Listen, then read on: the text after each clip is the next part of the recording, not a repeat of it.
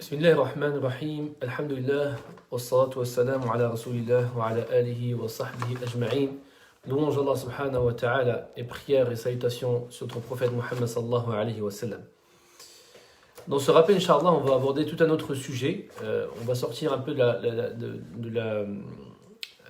l'enchaînement qu'on avait concernant le jeûne et le mois du Ramadan pour parler de la femme dans le mois du Ramadan. La femme qui étant nos mamans, nos sœurs, nos filles, nos femmes, tout cela. Donc ça nous concerne effectivement puisque ce sont les femmes qui sont très proches de nous. Et donc d'abord on va essayer de parler d'une relation entre l'homme et la femme pendant le mois du Ramadan et en dehors du mois du Ramadan, de toute façon, d'une manière générale, mais donc la condition ou les circonstances du Ramadan nous font rappeler cette importance du bon comportement qu'on doit à nos femmes, puisqu'on va se baser sur ce hadith du prophète sallallahu alayhi wa sallam. Le jeûneur a deux joies. Le jeûneur a deux joies. Une première joie quand il rompt son jeûne, et une deuxième joie quand il rencontre son Seigneur. La deuxième, on la sait, puisque quand il va rencontrer son Seigneur, quand il va rencontrer Allah Azza wa Jal, il va voir toute cette récompense qu'Allah Azza wa Jal lui a attribuée, lui a consacrée durant ce jeûne, puisqu'on avait parlé effectivement que la récompense du jeûne, Allah Azza wa Jal l'a laissée pour lui, et il l'a laissée discrète, parce que c'est une adoration qui est exclusive, qu'Allah Azza wa Jal seul sait la valeur de cette récompense. Et sachant qu'Allah Azza wa Jal est le généreux, on peut s'attendre qu'à une grande récompense. Donc c'est une joie, c'est une deuxième joie qui est le jour de la rencontre du Seigneur, Allah subhanahu wa ta'ala. Mais la première joie, c'est effectivement quand on va se retrouver devant cette table, alhamdoulilah, pour rompre le jeûne et retrouver ses forces. Et puis donc fait cette adoration qui est effectivement de rupture du jeûne. Et bien, généralement, qui c'est qui est derrière en fait cette joie, puisque c'est la femme, d'une manière générale, hein, la femme qui prépare à manger pour sa famille, pour ses enfants, c'est elle qui est effectivement la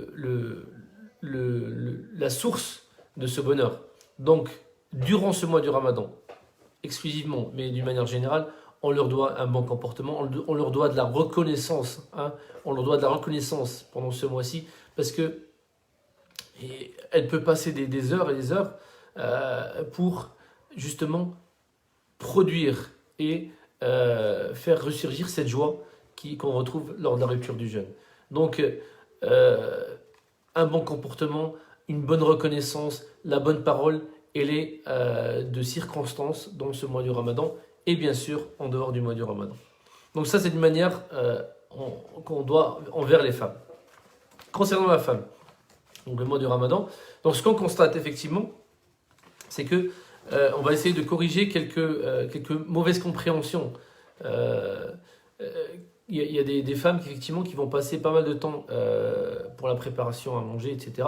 Et ont l'impression qu'elles perdent leur temps. Hein, qu'elles perdent leur temps au lieu de faire de l'adoration, au lieu de faire des choses qui peuvent amener de la récompense. On va voir, Inch'Allah, par la suite, la juste mesure pour effectivement ne pas tomber dans l'exagération et dans quelque chose qui va effectivement nous faire rater la bonne récompense du mois du Ramadan. Mais effectivement, comme disait Ibn al-Qayyim, dans le sens, les gens de clairvoyance transforment ou voient dans leurs habitudes une adoration. Et les gens de l'insouciance voient dans leurs adorations, ou leur adoration est une habitude. Je répète, les gens de la clairvoyance, leur habitude est une adoration. Ça devient comment ? Avec la simple intention. Quand on fait l'intention de plaire à Allah Azza wa Jal, de satisfaire notre famille, de satisfaire son mari, eh bien, c'est une grande adoration. Et la récompense, elle est là.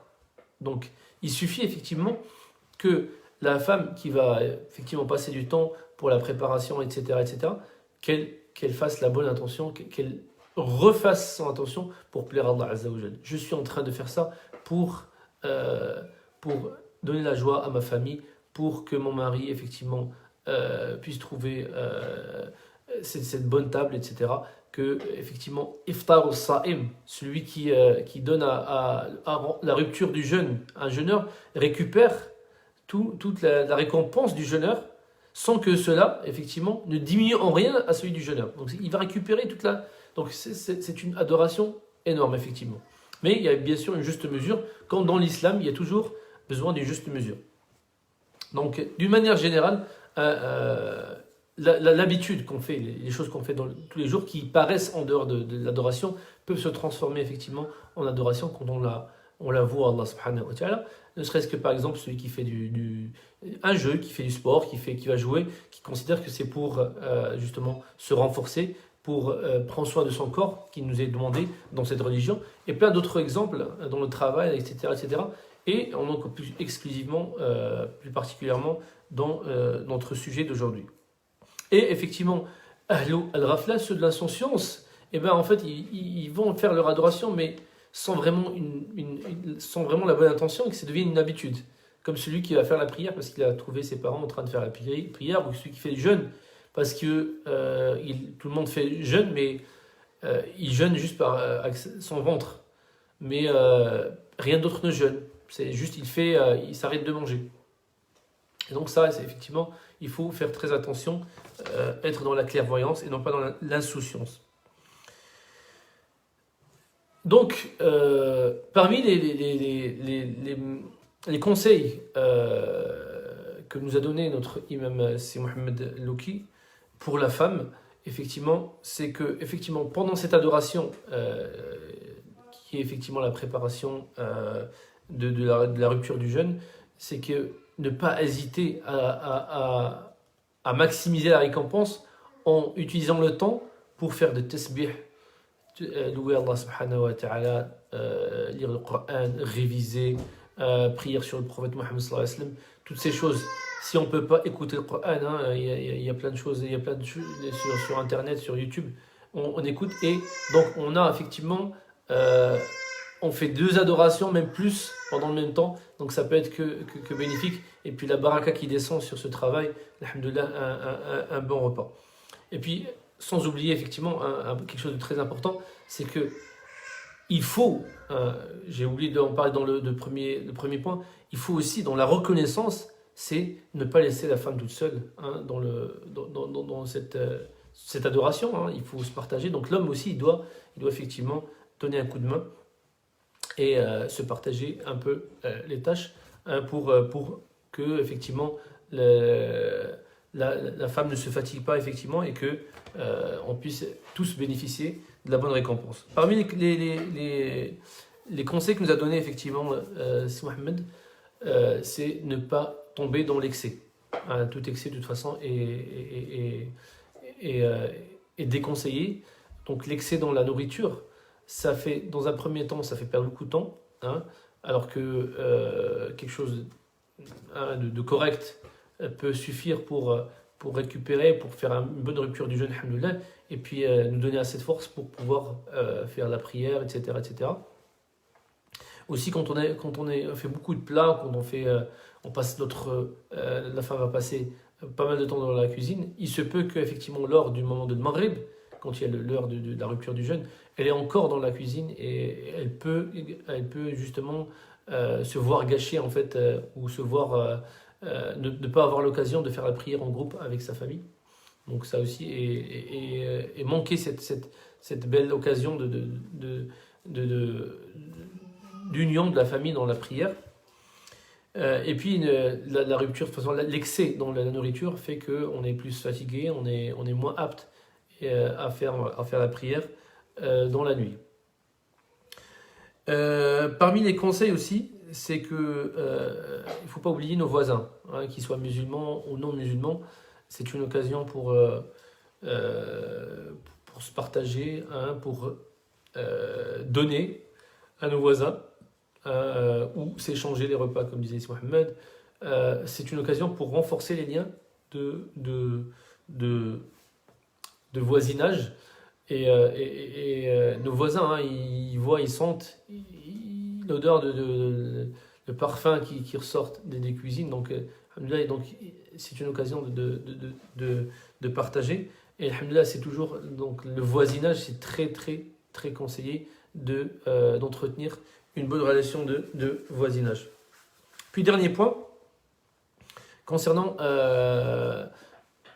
particulièrement le mois du Ramadan, ce qui se passe, c'est que lors de la période de menstru, des fois, la femme peut avoir une mauvaise compréhension et peut sentir que effectivement, comme elle fait pas d'adoration, elle gagne pas de récompense. Et ça, c'est faux. Allah Azza wa Jal a fait dans sa nature effectivement la période de menstru, donc Allah Azza wa Jal, il va pas la léser dans sa récompense. Au contraire, et les savants vont se baser, vont faire le qiyas avec ce hadith qu'on va citer, dans le sens où le prophète sallallahu alayhi wa sallam dit, celui